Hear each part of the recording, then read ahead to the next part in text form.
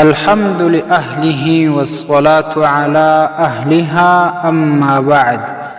معزز ورور پوښتنه کړې ده چې چرګ مې حلالوي نو د هغه سر د تنه راسه کاټ سو، سر یې د تنه جدا سو.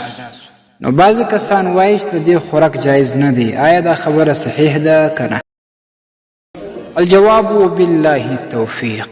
معززو، د هر حیوان د حلالیدلو په وخت کې سر د تنه جدا کول مکروه عمل دی، که قصدن وسی او که بلا قصده.